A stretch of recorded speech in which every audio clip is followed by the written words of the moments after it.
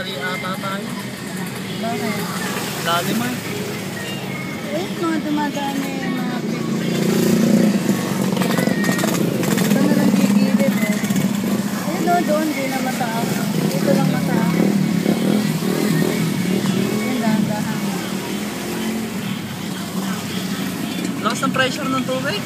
Kaya nga pangayin ng sasakyan. Kala mo, eh dahan-dahan ka ba madulas eh, matumbang ka tayo. Kapatid tuloy chinelas ito. Buma naman ba yan? Buti hindi na photo yung ano.